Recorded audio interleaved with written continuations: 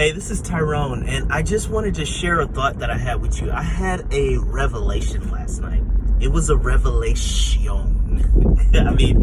About our governor here in Ohio. I realized that we have one of the most rare political animals. There was a Trumplican, and you guys know about rhinos if you're a conservative or Republican in name only. But we have an even more rare occurrence than that. We have a governor that is a rhino and a hippo, a hypocrite. And so he's like, he's a, what is he, a rhinopahit, a hypocrite? I don't know what he is, but he's a rhino hippo, a rhino. He's a jackass. That's what he is. This dude, let me explain to you. A few days ago, this dude sent out a tweet while we were still in the middle of trying to reopen Ohio. He's warning people, don't gather in large groups. Restaurants, you won't be able to have full capacity. You have to keep people apart and no crowds. He was placing maximums and threatening people's licenses if they had too many people in their restaurant or establishment, especially bar. But then he sends out this tweet, which is really weird. After several weeks of fear-mongering and threatening people, he sends out this tweet that encourages people to gather and protest. It was like, hold on. You are telling me that you are encouraging people to come and protest? Like to gather together and protest? You value their First Amendment right to free speech? I'm like, what about my First Amendment right to the freedom of association? What about my right to open my business or to go to work?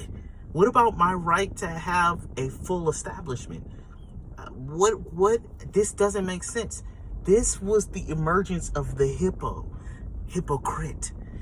Like, how do you at the same time say that we support your right to freedom of expression while we respect your right for protesters to be free to express themselves, but simultaneously you're putting your foot on the neck of business owners and exterminating their rights to provide for their family?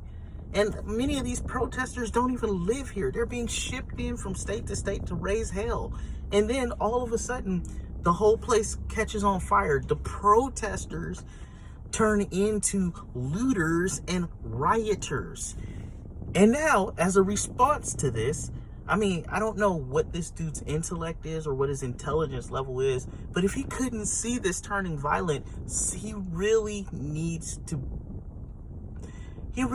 reconsider what foresight is necessary for leadership. Because Stevie Wonder could have saw that this was going to become violent. Jesus.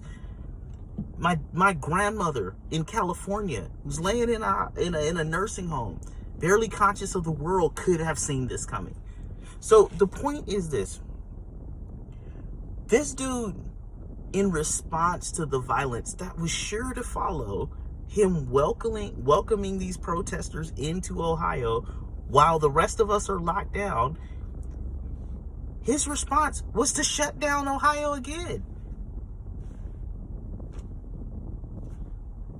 He shut us down for 12 weeks for no reason. They find out that 70% of the people that died for coronavirus were in nursing homes. There's not really any significant fatality associated with this, but he shut us down.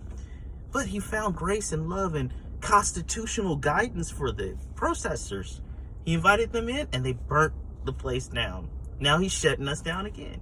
We're under curfew. So if you have a bar, your bar's not going to be open. And we don't know when it's going to be open.